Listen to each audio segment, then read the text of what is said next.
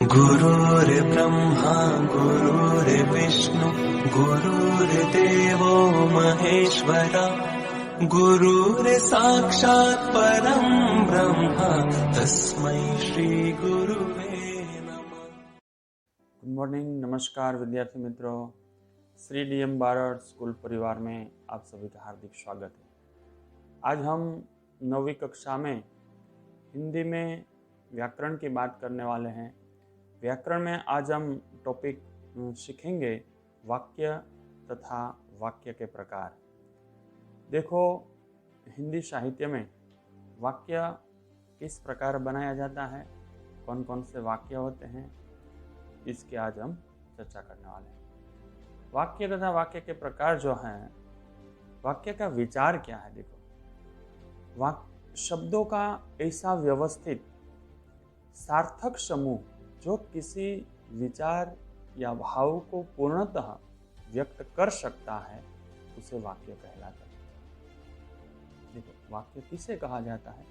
शब्दों का ऐसा व्यवस्थित सार्थक समूह जो किसी विचार या भाव को पूर्णतः व्यक्त कर सकता है, उसे वाक्य कहा जाता है। जैसे भारत की संस्कृति अत्यंत प्राचीन है।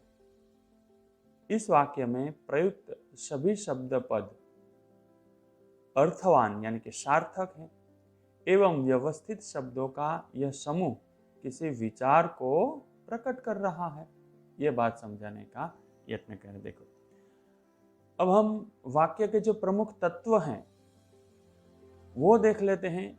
तो उसमें पहला आता है सार्थकता, योग्यता, आकांक्षा, निकटता, पदक्रम और अन्वय। बारी बारी से इसकी चर्चा करेंगे हम। देखो, वाक्य के प्रमुख जो तत्व है उसमें सबसे पहला जो सार्थकता। वाक्य कैसा होना चाहिए? सार्थक होना चाहिए। सार्थकता से अभिप्राय है वाक्य में प्रयुक्त शब्दों का जो अर्थवान होना। वाक्य में केवल सार्थक शब्दों का ही प्रयोग किया जाता है। देखो, कभी कभी निरर्थक शब्दों का प्रयोग भी विशेष संदर्भ में सार्थक बन जाता है। जैसे कुछ पानी पानी पीकर जाना, पानी पानी पीकर जाना। मेरे सामने ज्यादा चूं चपड़ करने की कोशिश मत करना। हाँ, उपयुक्त वाक्य जो है, मैं पानी पानी चूं चपड़ निरर्थक होते हुए भी सार्थक की तरह प्रयुक्त हुए हैं। यह बात बताता है यहाँ पर।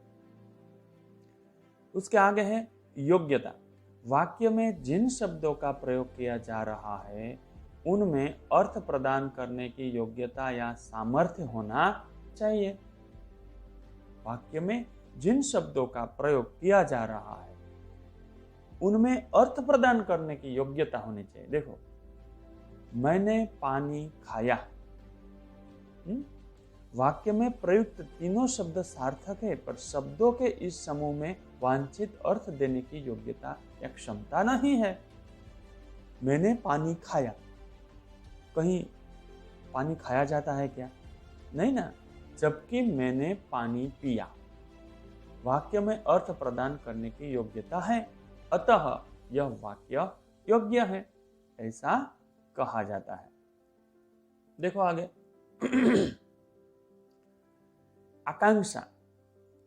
आकांक्षा से आशय है वाक्य में अपने आप में पूरा होना चाहिए।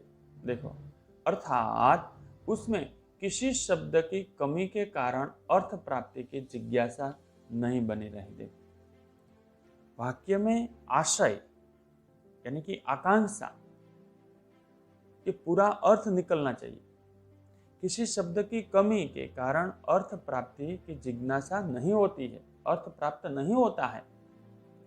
चाहता है, पढ़ना चाहता है, वह पढ़ना चाहता है। देखो, सिर्फ अगर इतना ही कहा जाए कि चाहता है, तो क्या चाहता है? पढ़ना चाहता है। ये उससे आगे बना, पढ़ना चाहता है। क्या पढ़ना चाहता है? कौन पढ़ना चाहता है? वह पढ़ना चाहता है। तीनों में तीसरा वाक्य जो है, पहले दोनों में कौन और क्या। ये कमी है। चाहता है, कौन चाहता है? पढ़ना चाहता है। क्या पढ़ना चाहता है? कौन पढ़ना चाहता है? ये बात अभी उसमें पूरी नहीं है। तो वो पूरा होना चाहिए। उसके आगे हम देखते हैं तो निकटता। वाक्य में शब्दों को बोलने और लिखने में उचित निकटता होनी चाहिए। यदि कहीं उचित विराम की आवश्यकता हो तो वहां विराम चिन्हों का प्रयोग अपेक्षित है। कहीं भी विराम चिन्हों की आवश्यकता हो तो वहां विराम चिन्ह करना चाहिए। बहुत रुक रुक कर या जल्दी जल्दी बोलने से वाक्य का अर्थ स्पष्ट नहीं होता है। कभी कभार ऐसा भी होता है, कोई रुक रुक कर बोलता है तो वाक्य पूरा नहीं होता है, उसका अर्थ जो है वो स्पष्ट नहीं निकलता है। कोई जल्दी जल्दी से बोल देता है, तभी जाके ये प्रश्न खड़ा होता है। उसके बाद आता है पदक्रम। वाक्य में पदक्रम सही होना चाहिए। अगर वाक्य में सही पदक्रम नहीं होता है तो वाक्य का जो भाव है वो अर्थहीन बन जाता है। वाक्य का सही अर्थ तभी स्पष्ट होता जब वाक्य में सभी पद उचित क्रमों में प्रयुक्त किए गए होते हैं। मैंने केवल एक पत्र लिखा है। देखो, केवल पत्र एक है लिखा है, यह उल्टा सुल्टा पदक्रम है। तो उसमें से वाक्य का जो कोई अर्थ नहीं सरता है, अर्थ नहीं निकलता है। इसमें अर्थ निकलता है, मैंने केवल एक पत्र लिखा है। कितना पत्र लिखा है? एक। कितना पत्र लिखा है? एक पत्र लिखा है। तो ये जो पदक्रम उल्टा सुल्टा है, देखो अस्त व्यस्त है। केवल पत्र एक है लिखा मैंने। शब्द है उसमें, वाक्य के पूरे शब्द हैं, लेकिन उसके जो पदक्रम है वो अव्यवस्थित है, उल्टा सुल्टा है। उपरोक्त दोनों वाक्यों में एक जैसे शब्दों का प्रयोग किया गया है। देखो, मैंने केवल एक पत्र लिखा है, तो केवल है, पत्र भी है, एक भी है, लिखा मैंने, यह सब है। लेकिन प्रथम वाक्य में अर्थ निकल रहा है कि मैंने केवल एक पत्र लिखा है, एक से अधिक नहीं, या पत्र लिखने के अलावा और कुछ नहीं किया है। जबकि दूसरे वाक्य से कोई अभिष्ट या इच्छित अर्थ नहीं निकल रहा है। दूसरे वाक्य में कोई अर्थ नहीं निकल रहा है। उसके बाद आता है अन्वय। अन्वय का अर्थ है मेल। वाक्य में मेल होना चाहिए। वाक्य में उपयुक्त किए जाने वाले जो शब्द है, वो शब्दों का मेल में कर्ता, कर्म, वचन, के कर्ता, कर्म और वचन, कारक, क्रिया आदि में उपयुक्त मेल होना चाहिए। अन्यथा वह वाक्य शुद्ध नहीं कहलाएगा, अशुद्ध कहलाएगा। वो भी बात हमने शुद्ध और अशुद्ध वाक्य जब हमने पढ़ाए थे, उस वीडियो में हमने समझाया था। हम खाना खाता हूं। देखो, वाक्य में क्रिया का कर्ता से मेल नहीं है। हम खाना खाता हूं, तो यह गलत है, तो यह शुद्ध वाक्य है। हम कर्ता के साथ खाते हैं। देखो, हम कर्ता के साथ खाते हैं का प्रयोग होना चाहिए। हम खाना खाते हैं, ऐसा होना चाहिए। यहां ये वाक्य गलत है। तो ये अशुद्ध वाक्य भी हो गया। और अन्वय यानी कि जो मेल है, वो मेल अच्छी तरह से होना चाहिए, तभी जाके ये सार्थक वाक्य निकलता है। अब आता है वाक्य के जो घटक होते हैं। वाक्य के जो घटक होते हैं, वो घटक किस प्रकार जिन वाक्यों को मिलाकर वाक्य की रचना होती है, उसे वाक्य के घटक कहलाते हैं। जिन अवयवों को मिलाकर वाक्य की रचना होती है, उस वाक्य के घटक कहलाते हैं। संरचना की दृष्टि से वाक्य के प्रधान रूप से दो ही घटक है। कितने घटक हैं? दो घटक है, एक उद्देश्य और दूसरा विधेय।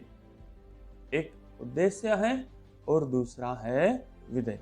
अब इन दोनों की हम बारी बारी से चर्चा करते हैं।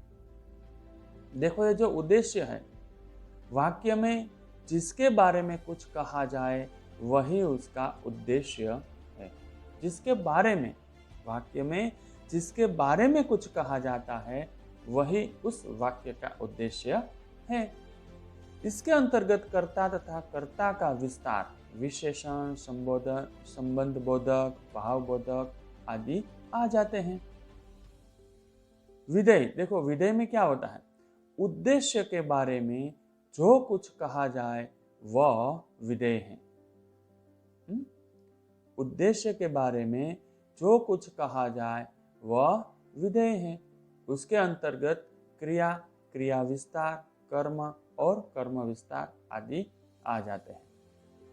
यह बात समझाने का यत्न यहाँ पर किया गया है। देखो, वाक्य के जो घटक होते हैं उसमें जो उदाहरण हम देख लेते हैं। सचिन आपके स्कूल आ रहा है। कहाँ आ रहा है? स्कूल। बूढ़ा आदमी धीरे धीरे चल रहा है। कौन चल रहा है? बूढ़ा आदमी। कैसे चल रहा है? धीरे धीरे। हमारे हिंदी के अध्यापक ने हमें मनोरंजक, कैसी कहानी? मनोरंजक कहानी सुनाई। किसने? हिंदी के अध्यापक ने। तारा का भाई नरेश कहानी की पुस्तक धीरे धीरे पढ़ता है। कैसे पढ़ता है? धीरे धीरे। क्या पढ़ता है? पुस्तक। ये बात देखो, ये उदाहरण। वाक्य के जो घटक होते हैं, देखो उसमें उद्देश्य और विधेय, कर्ता, कर्ता का विस्तार, क्रिया, क्रिया का विस्तार, कर्म और कर्म का विस्तार। देखो यहाँ सचिन आ रहा है स्कूल आपके, तो यहाँ उसके संबंध में जो कहा जाता है, तो उस प्रकार सचिन आपके स्कूल आ रहा है। आदमी बूढ़ा चल रहा है धीरे धीरे। हमने ये जो वाक्य अभी अभी देखो हमने पढ़े हैं, सचिन आपके स्कूल आ रहा है, ये उसके पदक्रम के संबंध में ये समझाया है। देखो ये समझाने का यत्न यहाँ पर किया है। अब हम वाक्य के जो प्रकार हैं, वाक्य के प्रकार कितने हैं और किस प्रकार के हैं, वाक्य का विवेचन मुख्य रूप से दो स्तरों पर किया जाता है। एक अर्थ के आधार पर और एक रचना के आधार पर। एक अर्थ के आधार पर और एक रचना के आधार पर।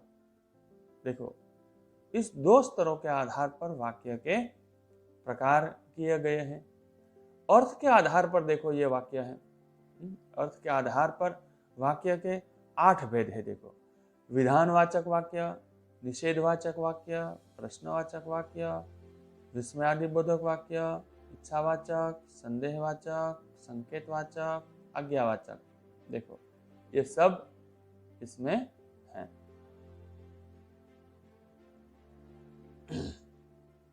बारी बारी से रचना के आधार पर देखो ये 3 प्रकार है। सरल वाक्य, संयुक्त वाक्य और मिश्र वाक्य। ये रचना के आधार पर है। वो 8 जो भेद है वो अर्थ के आधार पर है। सबसे पहले हम अर्थ के आधार पर जो 8 भेद है वो बारी बारी से उसके बारे में समझेंगे। देखो ये विधान वाक्य है, पहला है। अर्थ के आधार पर जो वाक्य के प्रकार है उसमें से ये पहला है विधानवाचक वाक्य। जिस वाक्य में कार्य के होने का अथवा करने का सामान्य कथन हो उसे विधानवाचक वाक्य कहा जाता है। जैसे प्रियोदा सेवा भावी थी, डॉक्टर ने आराम करने के लिए कहा था, वृक्ष हमें स्वच्छ वायु प्रदान करते हैं। ये सब क्या है? विधान वाक्य। क्या है? विधान वाक्य। दूसरा है निषेधवाचक वाक्य। जिस वाक्य में कार्य के न होने का बोध या न होने का, न करने का बोध होता है, उसे निषेध वाक्य वाचक वाक्य कहा जाता है। जैसे नेगेटिव सेंटेंस, मैं आज खाना नहीं खाऊंगा, मरना मुझे कठिन नहीं लगता है, वह घर नहीं जाएगा। देखो, ये नहीं, यहाँ नहीं, यहाँ नहीं, ये जो है नहीं का बोध, ये निषेधवाचक वाक्य हुए।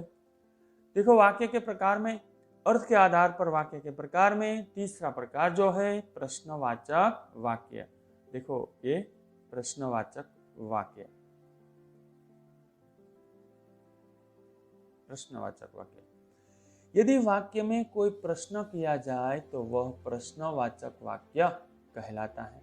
इस तरह से वाक्यों में क्या, कौन, कहाँ, कैसे, कब, क्यों, किसलिए आदि का जब प्रयोग होता है, उसे प्रश्नवाचक वाक्य कहा जाता है।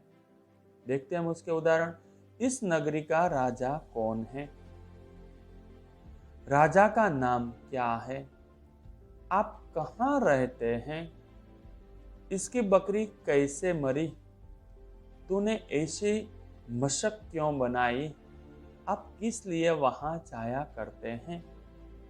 ये जो वाक्य हैं, ये प्रश्नवाचक वाक्य हैं। चौथा है विस्मयादिबोधक, विस्मयादिवाचक वाक्य जो है, यदि वाक्य में विस्मय, शोक, हर्ष, घृणा, खुशी आदि का जब भाव अभिव्यक्त होता है, उसे विस्मयादिबोधक या तो विस्मयादिवाचक वाक्य कहा जाता है। जैसे, अरे इतना सुंदर गुलमर्ग, देखो, ओ यह क्या हो गया, वाह कितना सुंदर घर। ये जो निशान है, विराम चिन्ह है, आश्चर्य, विस्मय, विस्मयादिवाचक वाक्य इसे कहा जाता है। इच्छावाचक वाक्य, जिस वाक्य में वक्ता की इच्छा, आशा, शुभकामना, शाप आदि अभिव्यक्त हो, उसे इच्छावाचक वाक्य कहा जाता है। जैसे, आपकी यात्रा मंगलमय हो, गुरुजी आ जाए तो अच्छा हो, भगवान करे तुम सफल हो, जा तुझे नरक में भी जगह न मिले। ये सब इच्छा व्यक्त करते हैं, ऐसा बोध होता है, उसे इच्छावाचक वाक्य कहा जाता है। उसके बाद आता है संदेहवाचक वाक्य। जिस वाक्य से किसी कार्य के होने में संदेह या संभावना का बोध हो, उसे संदेहवाचक वाक्य कहा जाता है। जैसे, संभवतः आज वर्षा होगी, संभव संदेह है। लगता है मैंने इस व्यक्ति को कहीं देखा है, अब तक वह सो गया होगा। ये संदेह व्यक्त करते हैं, उसे संदेहवाचक वाक्य कहा जाता है। सातवां जो है संकेतवाचक, किसी और, जिस वाक्य में एक क्रिया का होना दूसरे पर निर्भर करे अथवा एक कार्य का संकेत दूसरे कार्य से मिले, उसे संकेतवाचक वाक्य कहा जाता है। उदाहरण तौर पर देखते हैं, परिश्रम करोगे तो अवश्य सफलता मिलेगी। यदि वर्षा अच्छी हो तो फसल भी अच्छी होगी। यदि मौसम ठीक रहा तो हम घूमने जाएंगे। संकेतवाचक, दो वाक्यों के मेल से दोनों के जो अर्थ होते हैं, परिश्रम करोगे तो अवश्य सफलता मिलेगी, ये संकेतवाचक वाक्य है। आखिरी जो है आठवां आज्ञावाचक, विधिवाचक वाक्य। जिस वाक्य के द्वारा आज्ञा या अनुमति, प्रार्थना या निर्देश आदि का भाव प्रकट होता है, उसे आज्ञावाचक वाक्य या विधिवाचक वाक्य कहा जाता है। भिस्ती को निकालो, कसाई को लाओ, कौन सा वाक्य है? आज्ञावाचक। तुम जा सकते हो, कौन सा है? अनुमतिवाचक। देखो, अनुमति मिल गई इसमें। कृपया मेरी सहायता कीजिए, ये प्रार्थना आ गई। यहाँ मत बैठो, ये निर्देश सूचन किया है, यहाँ मत बैठो, ये आज्ञावाचक वाक्य है। तो अब हम रचना के आधार पर वाक्य के जो प्रकार 3 हैं उसकी भी आज हम थोड़ी बहुत चर्चा कर लेते हैं। देखो, सरल या साधारण वाक्य, संयुक्त वाक्य और मिश्र वाक्य। रचना के आधार पर वाक्य के प्रकार में जो पहला प्रकार है सरल या साधारण वाक्य। कौन सा? सरल या साधारण वाक्य। जिस वाक्य में एक उद्देश्य और एक ही विधेय हो उसे सरल या साधारण वाक्य कहा जाता है। जैसे पिताजी पार्क में बैठे हैं। विधान में पिताजी जो है उद्देश्य है। क्या है? उद्देश्य है। और पार्क जो है, पार्क में बैठे हैं, पार्क जो है वो क्या है? विधेय है। समझ लेते हैं फिर। जिस वाक्य में एक उद्देश्य और एक ही विधेय हो उसे सरल या साधारण वाक्य कहा जाता है। सरल वाक्य में एक वाक्य ही होता है। वाक्य के उद्देश्य में कर्ता, कर्ता विस्तार, विधेय और क्रिया, क्रिया का विस्तार, कर्म, कर्म का विस्तार आदि आ जाते हैं एक ही वाक्य में। इसीलिए सरल या साधारण वाक्य कहा जाता है। दूसरा है संयुक्त वाक्य। देखो, जिस वाक्य में 2 उपवाक्य किसी समुच्चय बोधक या योजक अव्यय से जुड़े होते हैं उसे संयुक्त वाक्य कहते हैं। जैसे मैं पढ़ रहा हूं और तुम लिख रहे हो। वाक्य में 2 उपवाक्य हैं एवं और समुच्चय बोधक अवयव से जुड़े हैं। फिर से समझ लेते हैं। जिस वाक्य में 2 उपवाक्य किसी समुच्चय बोधक या तो योजक अव्यय से जुड़े होते हैं उसे संयुक्त वाक्य कहते हैं।